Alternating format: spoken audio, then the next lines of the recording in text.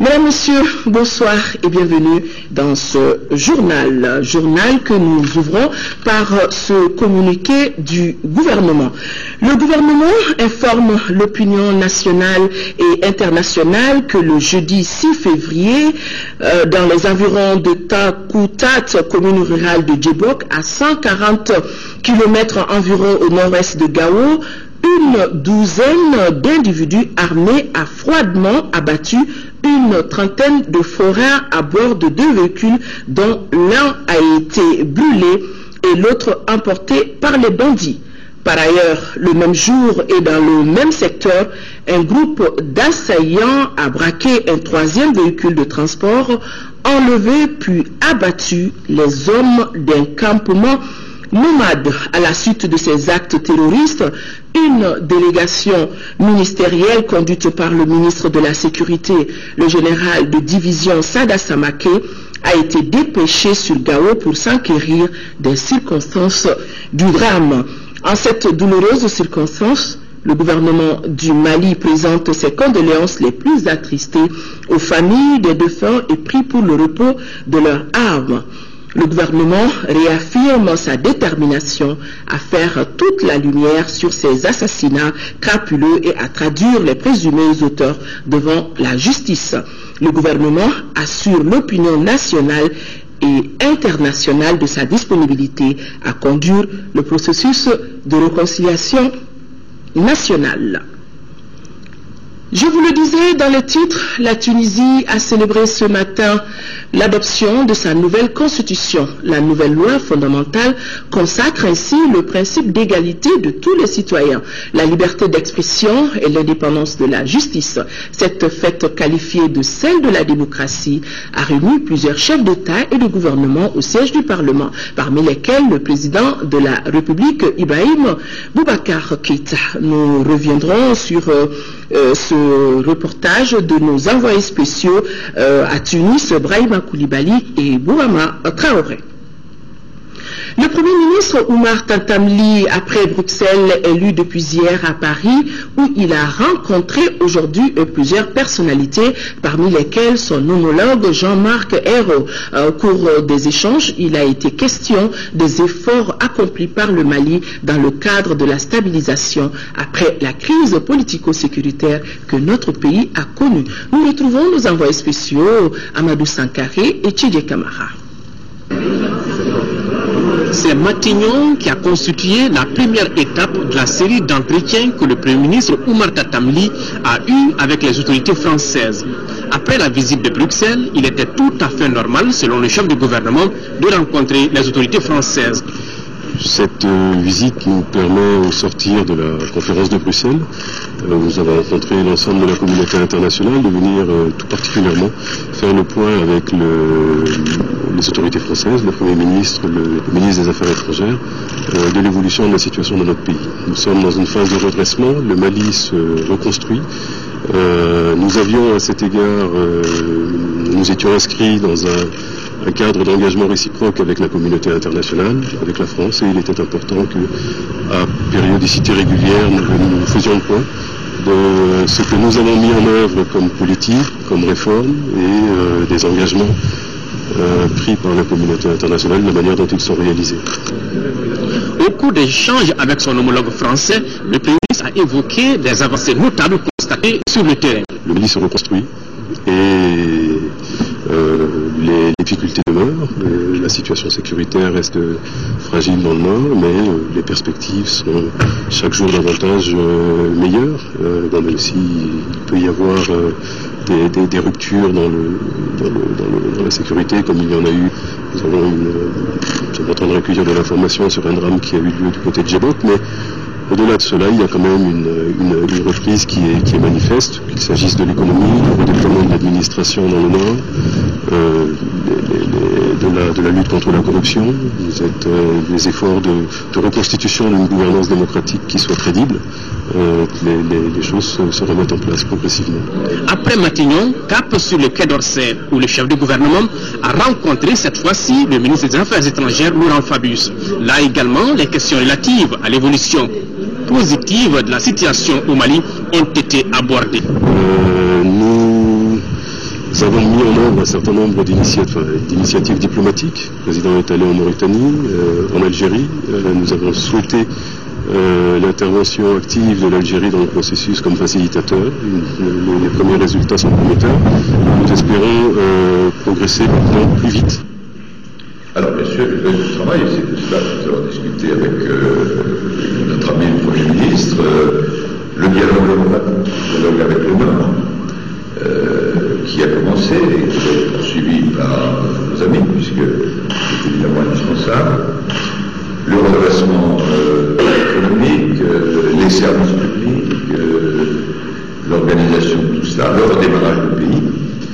Et j'ai confirmé au Premier ministre malien, en lui demandant de transmettre les amitiés au président Keïta, que nous étions bien sûr aux côtés de nos amis maliens aujourd'hui et demain comme hier, et que nous nous réjouissions du tour compliqué des événements, même s'il reste évidemment beaucoup à faire.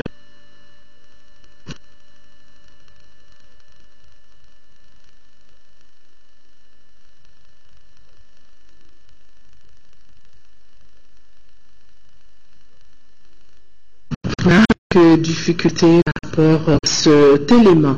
Ici à Bamako, l'Assemblée nationale s'est tenue aujourd'hui la première session extraordinaire de la 5e législature. Après l'adoption du règlement intérieur, tout est revenu ce matin donc aux députés de procéder à la constitution de groupes parlementaires au nombre de 5, le RPM, l'URD, l'ADEMA-PSJ, l'APM, FAR et SADI, eux, sont dans un même groupe parlementaire. Et c'est ainsi que chaque groupe entend soutenir sa position, et cela dans un esprit républicain. Compte rendu signé Agali Aguissa.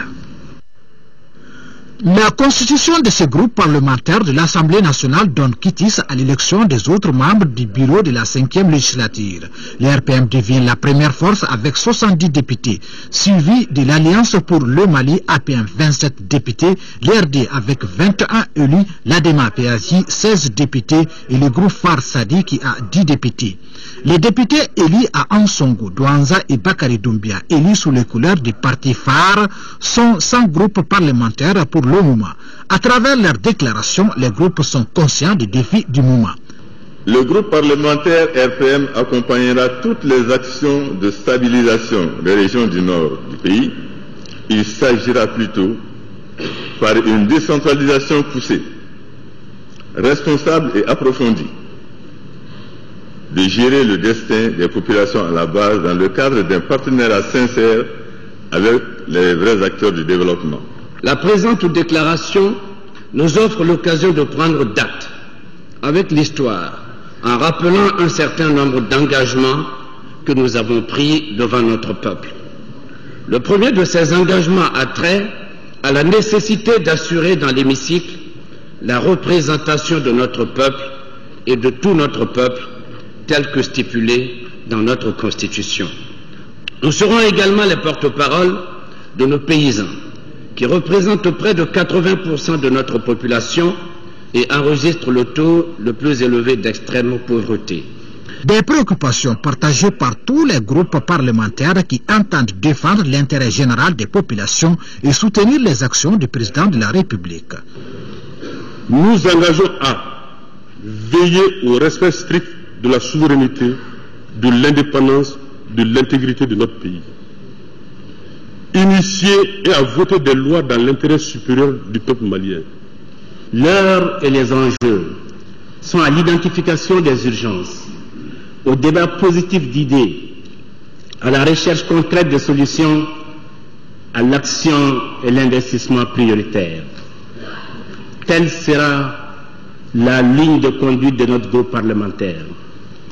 Telle sera sa contribution exemplaire à la reconstruction de notre pays. Auparavant, les députés ont eu droit à la lecture de l'arrêt de la Cour constitutionnelle relatif au règlement intérieur de l'Assemblée nationale. Par cet arrêt, la Cour déclare conforme à la Constitution les 10 règlements.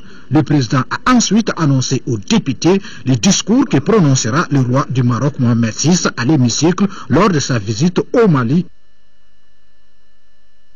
L'occupation anarchique des voies publiques, une fluidité de la circulation, c'est ainsi que le ministre du Commerce vient d'entamer dans ce cadre, devrais-je dire, le ministre du Commerce vient d'entamer une série de rencontres avec les commerçants détaillants, les maires des 6 communes du district et associés au département pour trouver une solution définitive au problème. Le délai devant commencer aujourd'hui même. Fademba Keita.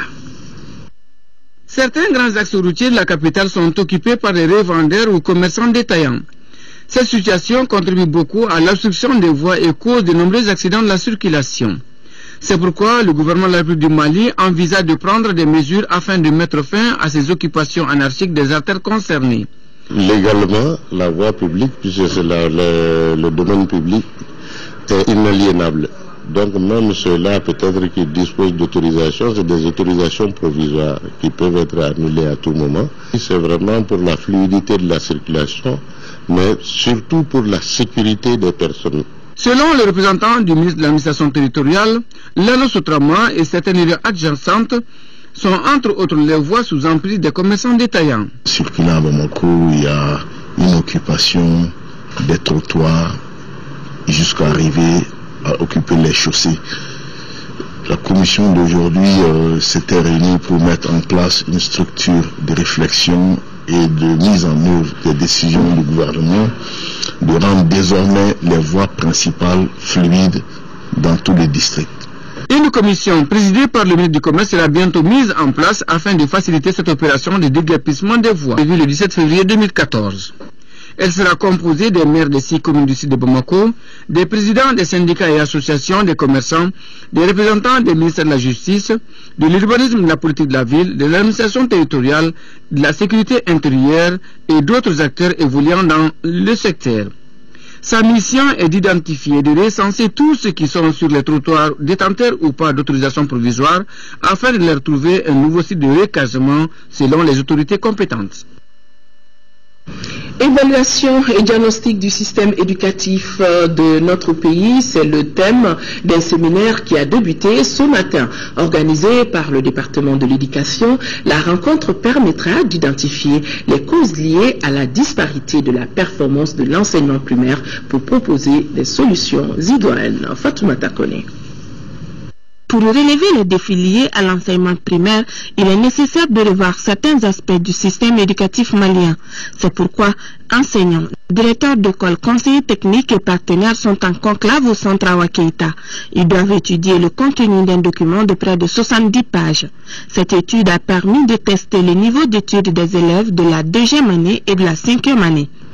Comment faire en sorte que nos enfants apprennent mieux et qu'ils puissent, à travers les enseignements, apprentissages auxquels nous les soumettons, leur soient plus profitables et durables. Tel est le vrai challenge de notre système éducatif que nous allons devoir relever. Et l'atelier d'aujourd'hui est une des étapes de ce défi à relever. Au cours de la rencontre, 3 présentations ont été projetées. Il s'agit de la méthodologie de l'évaluation diagnostique au Mali, les résultats de cette évaluation, entre autres. Dans ces présentations, un accent particulier a été mis sur certains points.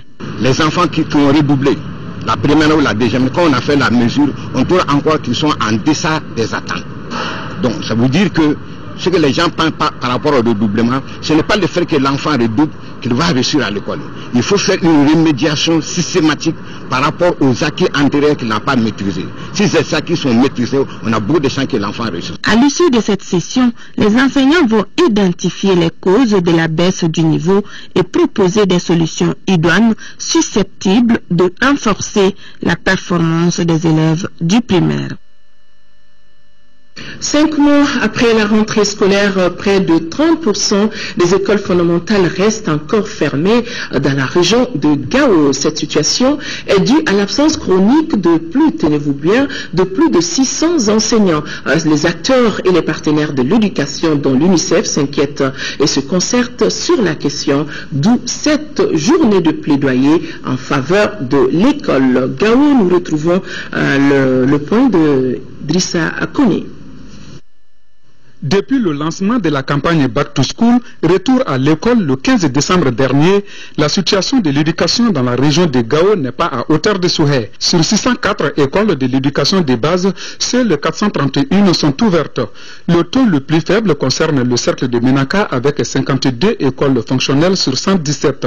Cette situation préoccupe l'administration scolaire, les collectivités et les partenaires de l'école. Cette situation-là, qui n'a que trop duré, qui en fait est en train de pénaliser des milliers d'enfants dont le seul souci aujourd'hui, espoir de demain, c'est d'aller à l'école. C'est pourquoi ils étaient tous là et ensemble ils ont fait des recommandations, des décisions très consensuelles, des décisions très pertinentes et ensemble nous allons les analyser.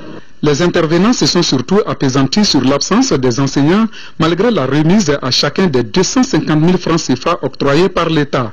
Au nombre des problèmes figurent l'insécurité et la dégradation des bâtiments dans certaines communes comme Telemsi, Tinahama, Anchawaj et Tarkinta. À la lumière de toutes ces réalités, des mesures s'imposent telles que l'application stricte des textes en la matière. Je crois que c'est le moment de regagner vraiment leur poste. Parce que quand on est mis dans ses droits, vraiment, il faut s'acquitter de ses devoirs. Il y a des enseignants qui sont en train de travailler aujourd'hui dans les ONG.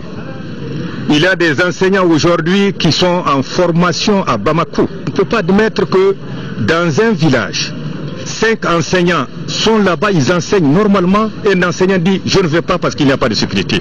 Pour mieux coordonner les travaux, des décisions ont été prises, parmi lesquelles la réhabilitation des bâtiments et équipements des centres d'animation pédagogique, la pérennisation des cadres d'échange et l'amélioration de la sécurité. C'est la première fois depuis la libération que toutes les couches, à savoir l'administration scolaire, les syndicats, les collectivités, les partenaires et ONG, les forces armées maliennes et la MINUSMA se retrouvent pour échanger sur la situation scolaire dans la région de Gao.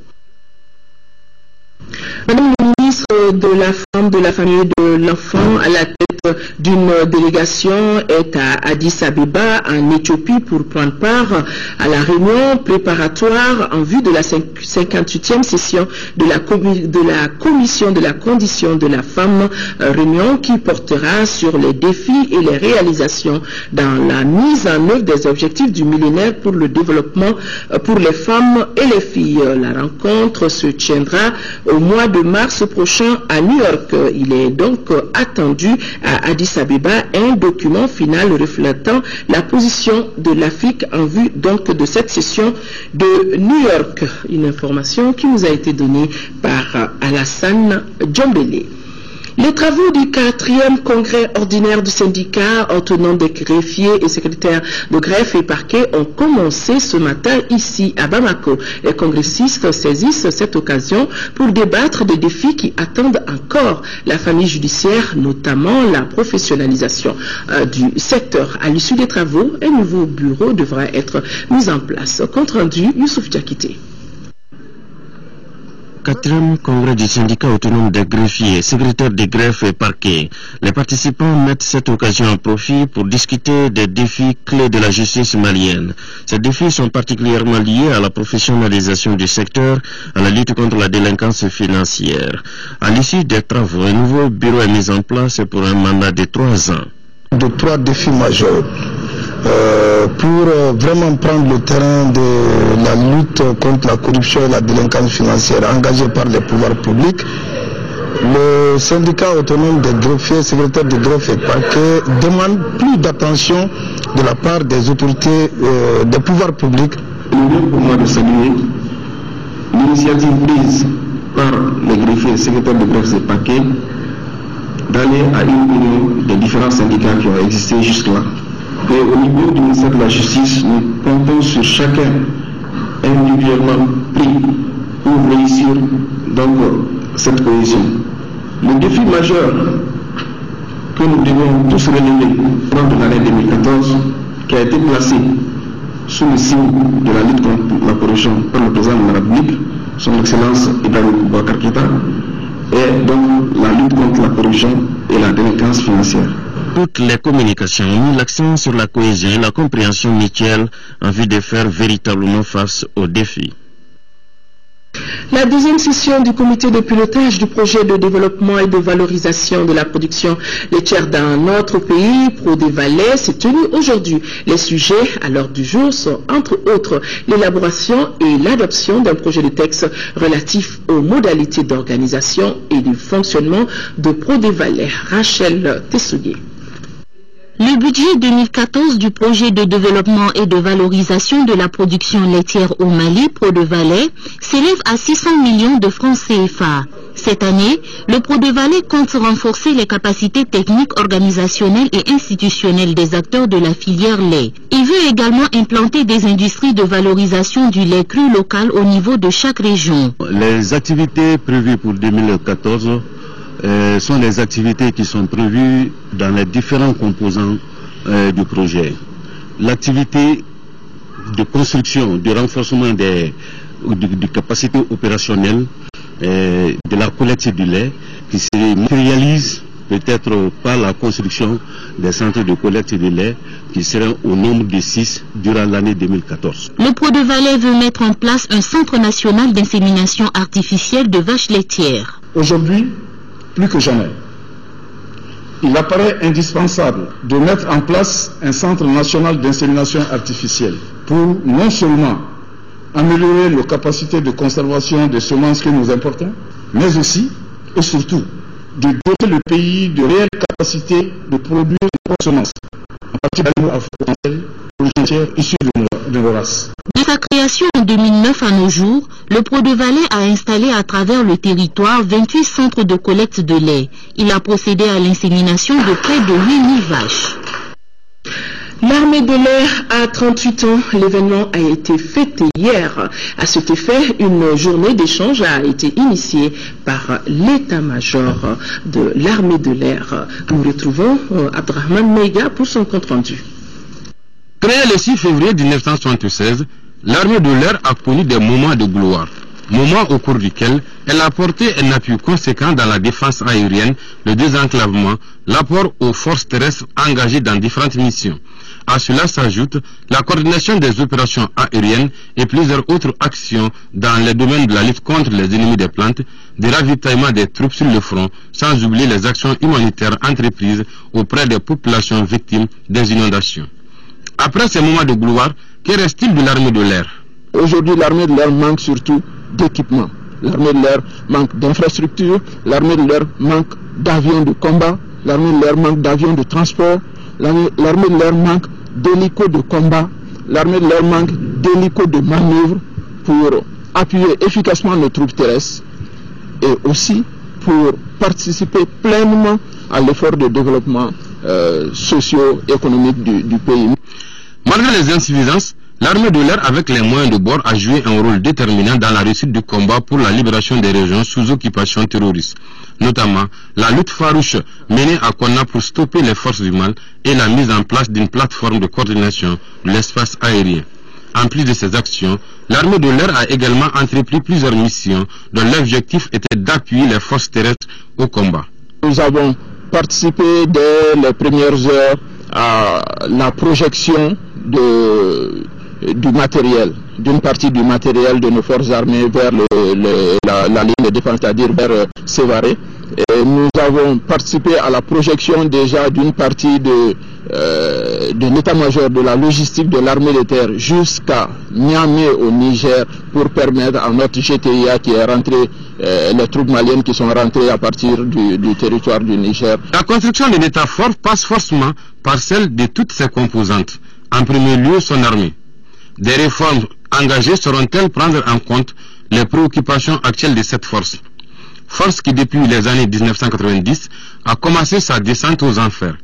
Cette recrudescence a été occasionnée par le manque et la dégradation de ses équipements et la non-motivation du personnel. Aucune réforme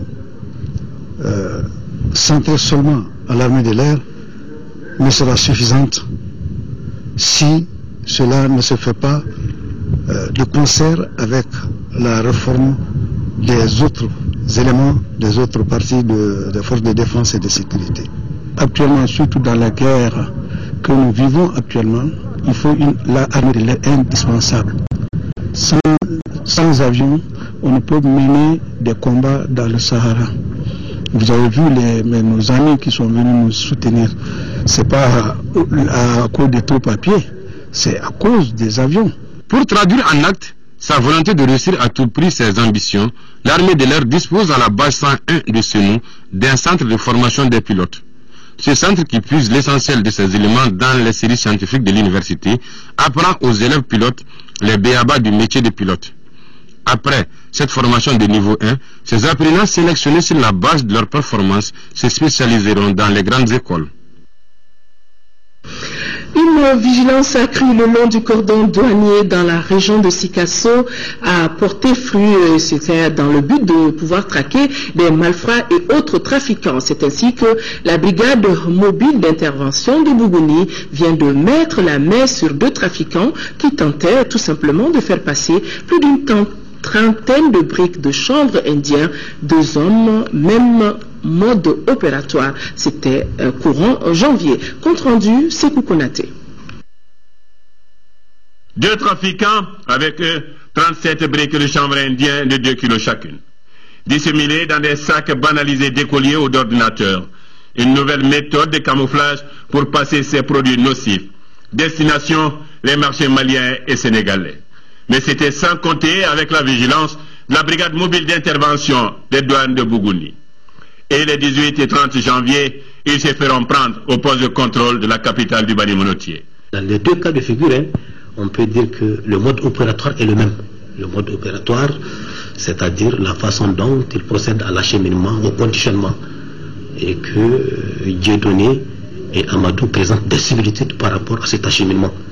Non seulement par rapport au moyen de transport emprunté, et ils ont tous été saisis dans des cars passagers. Mais ce qui est nouveau, qu'il faut préciser dans ce cas, c'est que, qui est nouveau, c'est le cas d'Amadou Kone.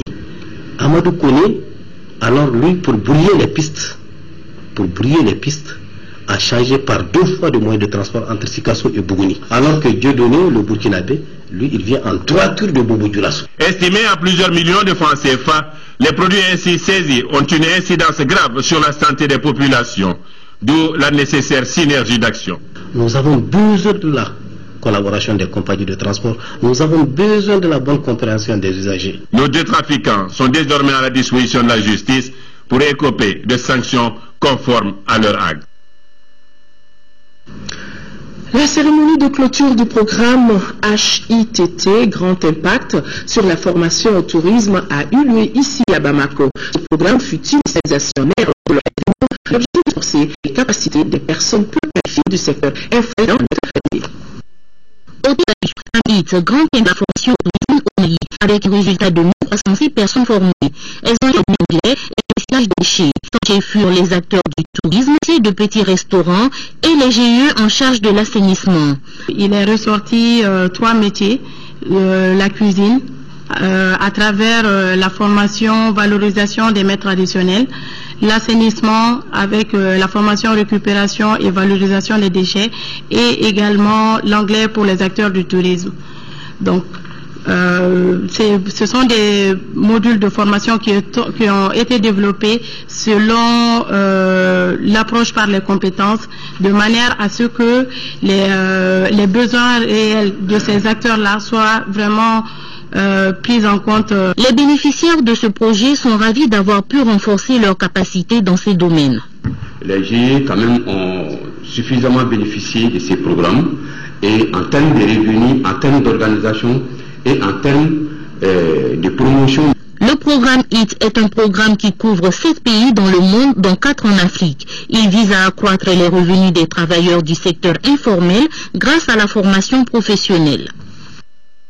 Notre titre phare de ce journal, c'est le lancement hier de la 10e édition du festival sur le fleuve Niger. Le thème est adapté au contexte actuel, diversité culturelle et unité nationale. C'est donc dans une parfaite communion, ambiance féerique, que les festivaliers venus d'Afrique, d'Europe, d'Amérique ont assisté à un opéra-ballet intitulé Maoula. Nos envoyés spéciaux, Mohamed Diarra, Cheikh Oumar Sangaré et Seydou Sissoko ont été émerveillés devant le spectacle.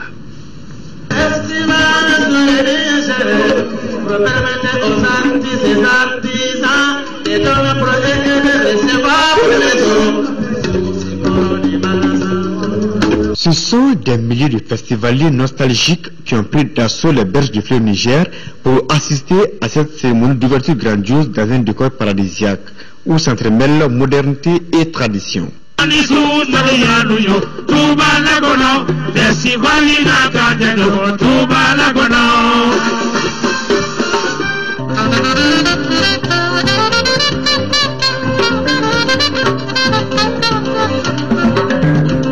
Cette édition proscrise la 10e du genre à pour thème diversité culturelle et unité nationale. La particularité de l'édition 2014 est la caravane culturelle pour la paix. Elle est la rencontre de trois festivals. Le festival Taraghit du Maroc, celui au désert et le festival sur le Niger. Donc c'est ce bel exemple que nous avons souhaité magnifier de fraternité, mais de message de tolérance réciproque, de compréhension de la différence. Parce qu'on peut décréter des lois pour le vivre ensemble. Mais nous, acteurs culturels, nous avons pensé qu'il faut vivre ensemble. Espace d'échange et de rencontres, le festival sur le fleuve Niger s'est illustré comme l'un des rendez-vous culturels incontournables dans le monde. Une notoriété qui rassure les autorités nationales. Le festival sur le Niger se place sur le pinacle des grandes rencontres et demeure l'un des mieux organisés, ce qui lui a valu la 7e place du classement 2012 de la liste top 25 des meilleurs festivals internationaux du célèbre magazine britannique Songlines. C'est dire, mesdames et messieurs, chers festivaliers, que le festival sur le Niger est et demeure un facteur de cohésion sociale, mais aussi un facteur de développement socio-économique. L'invité d'honneur de cette édition, c'est Jacob Devarié du groupe Kassav.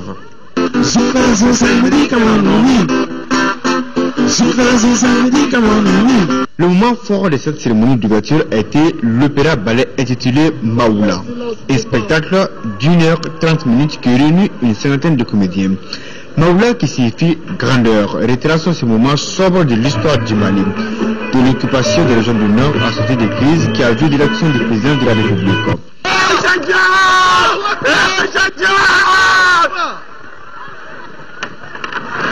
Le spectacle rappelle les atrocités vécues par la population des régions du Nord, des actes barbares dignes d'une autre époque.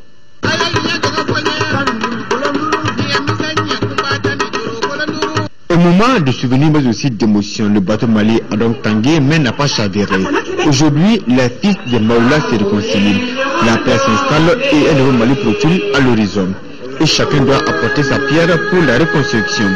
Tel est l'enseignement que l'on peut tirer de cette grande première qu'est cet opéra ballet. Une œuvre de Fodé Moussa Sidi et mise en scène par Kadjike Lefou Traoré. Celui qui a écrit l'histoire de Maoula, celui qui a mis en scène. C'est notre Maliba. Donc après cette cérémonie d'ouverture, les festivaliers se sont retrouvés pour une grande nuit de la paix avec des artistes de la caravane de la paix qui sont arrivés du Burkina Faso, Aïra Arbi, Sadio Sidibé, Baba Djiré et autres ont donc animé la première soirée du festival. Je rappelle les artistes que je viens de mentionner, ils sont bien maliens mais ils reviennent du Burkina Faso, ils ont offert des concerts à nos compatriotes dans des camps de réfugiés. Et plusieurs vedettes internationales, dont Jacob Devarieux et Cheikh Tidiane Seck, ont vécu cette grande nuit de la paix à Ségou. Nous retrouvons Moïse Traoré, Aliou Touré.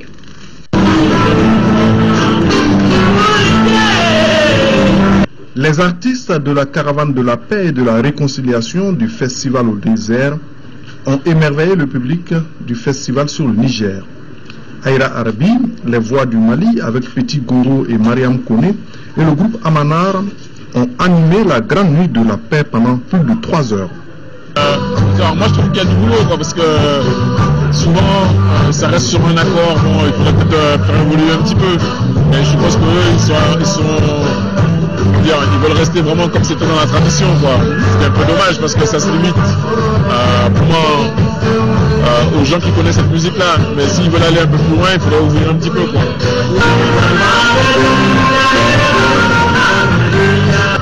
J'espère, il y a beaucoup d'espoir, il y a beaucoup à faire aussi.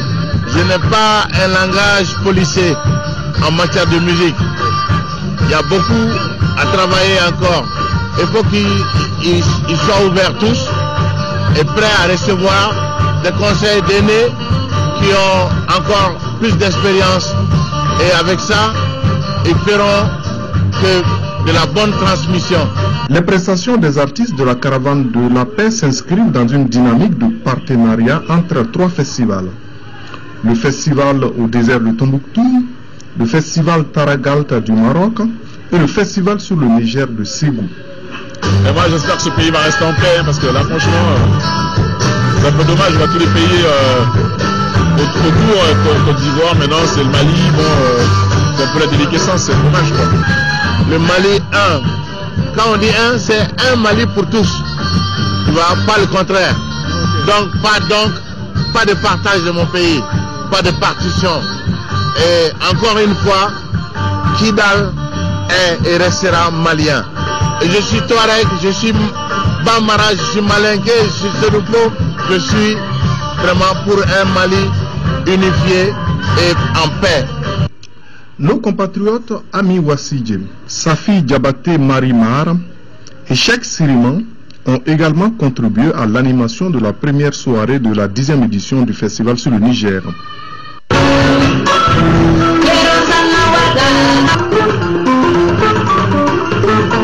Le millier de spectateurs avait à sa tête le ministre de l'Artisanat et du Tourisme du Mali.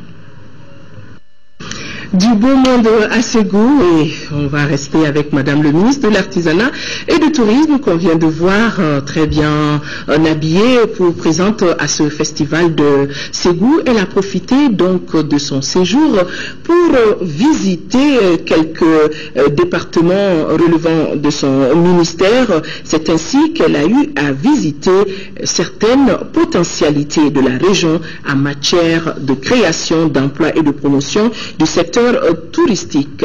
Nous retrouvons Kandé Silla. Traversée du fleuve, puis arriver à Kalabougou, situé à une dizaine de kilomètres de Ségou. Kalabougou, qui a accueilli le ministre de l'Artisanat et du Tourisme, est surtout réputé pour la dextérité des femmes de cette localité de Frako en matière de poterie.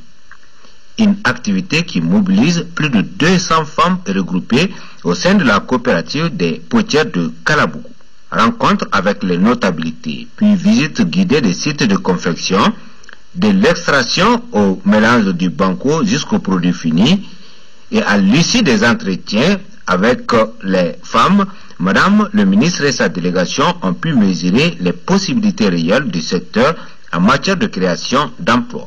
Je suis venue à Kalabougou ce matin pour transmettre le message du président de la République à ces femmes battantes-là, à savoir la valorisation de notre savoir-faire local. C'est dans l'artisan qu'on peut créer le maximum d'emplois pour la relance de l'activité économique.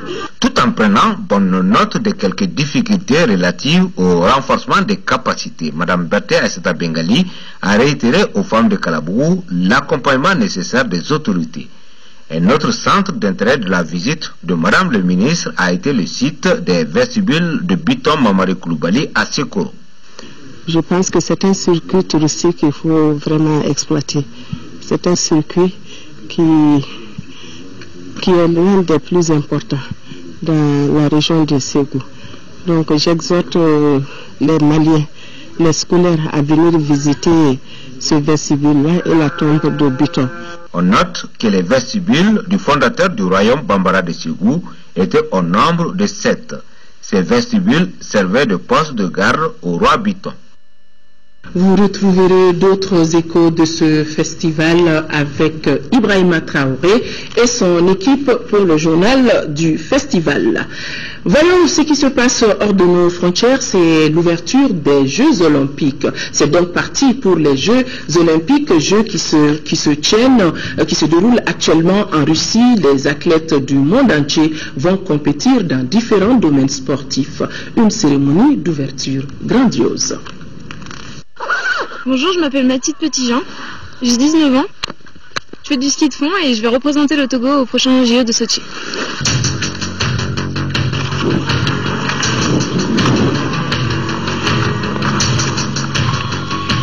Pour tout athlète, les Jeux Olympiques, c'est une concrétisation pour leur carrière et c'est vraiment un rêve. Quand on est tout petit, on dit j'ai envie de faire les Jeux Olympiques, j'ai envie de faire les championnats du monde et c'est ce que je suis en train de vivre là. Je vais faire les Jeux Olympiques.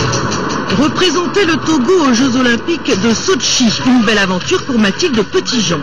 En mai dernier, elle est contactée par la fédération togolaise qui veut monter une équipe. Pour Mathilde, qui est née au Togo, c'est un choix de cœur, mais aussi une stratégie sportive. Ça va me permettre de faire plein de courses internationales que j'aurais peut-être pas eu l'occasion de faire en étant restée en équipe de France. Alors j'en ai parlé avec mes parents, on a bien réfléchi et je me suis dit on va se lancer. Le ski de fond, Mathilde le pratique depuis 12 ans. Elle s'entraîne 6 jours sur 7 sur les pistes du plateau des Glières en Haute-Savoie, un haut lieu de la résistance. À Sochi, elle participe aux 10 km et au sprint. Peu de chances d'obtenir une médaille, mais son entraîneur est déjà fier d'elle et il est ravi de la voir participer aux Jeux. C'est vrai que c'est l'occasion rêvée. Hein. Je pense qu'en tant que Française, ça aurait été très très dur d'y aller. Donc là, elle a la chance de participer déjà au championnat du monde junior. Et puis d'aller à Sochi, c'est une superbe épreuve. Hein. Même si elle est que junior, ça va être dur. Mais bon, elle verra ce que c'est que les Jeux Olympiques. Malgré son potentiel, Mathilde Petitjean n'est pas soutenue financièrement par le Comité national olympique togolais. Et elle est toujours à la recherche de sponsors.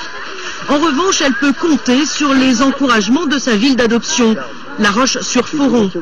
Monsieur le maire et son équipe sont derrière elle et 2 autres sportifs français qui partent aussi aux Olympiades d'hiver de Sochi. En tous les cas, je suis très heureux de vous accueillir devant la mairie de La Roche-sur-Foron. Dans sa ville, Mathilde Petitjean est déjà une star, mais elle reste modeste. Ses prochains défis, participer à d'autres compétitions internationales et obtenir son bac. Voilà, mesdames et messieurs, c'est donc tout pour ce journal. Merci de l'avoir suivi.